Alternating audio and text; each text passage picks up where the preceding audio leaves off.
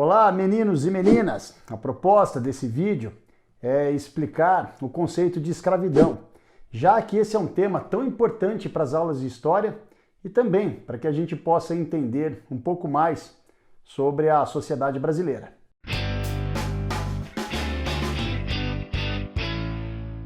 A escravidão é um sistema de trabalho universal.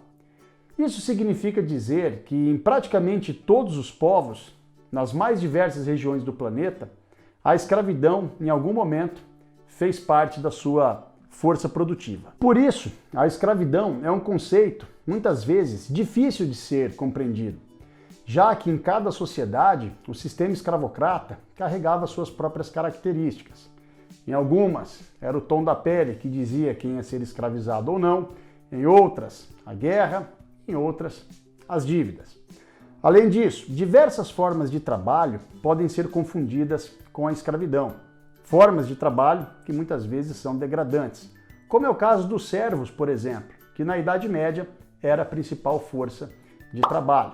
A escravidão, como um sistema econômico e também social, surge durante a Antiguidade, período em que os historiadores já conseguem constatar a ideia de propriedade entre as civilizações. Essa concepção de propriedade, já na antiguidade, é constatada pelos historiadores, pois impérios militaristas e também expansionistas faziam guerras para conquistarem as suas riquezas. Riquezas que entre elas estava a terra e também a obtenção de mão de obra barata em abundância, nesse caso, a escravização dos derrotados. É muito importante e fundamental que você entenda a diferença entre o trabalho escravo e as outras formas de trabalho que também podem ser degradantes. Escravidão parte do conceito de que o ser humano se tornou uma coisa, se tornou uma propriedade, ou seja, todos os direitos desse ser humano está vinculado aos interesses do seu senhor. O próprio Aristóteles, grego, debatia muito essa questão.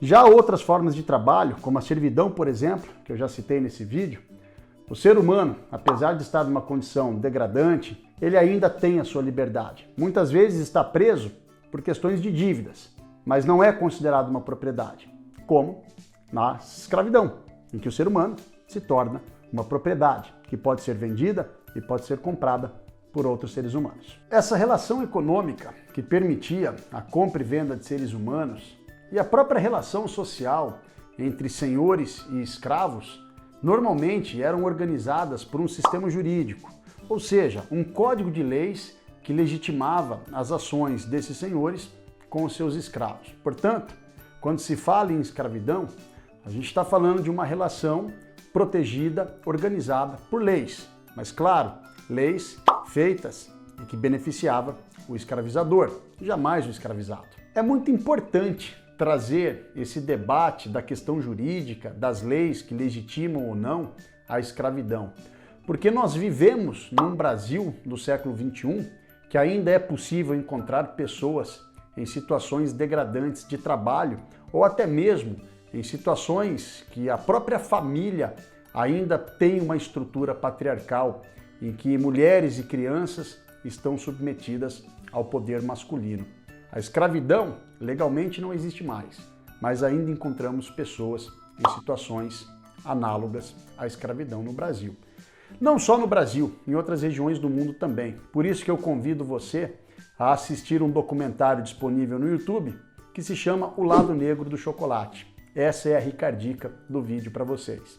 Espero que vocês tenham gostado, espero que vocês compartilhem as suas ideias comigo aqui nos comentários. Qual é a sua visão sobre a escravidão, sobre as heranças da escravidão no nosso país e sobre os trabalhos degradantes que ainda são possíveis ser encontrados?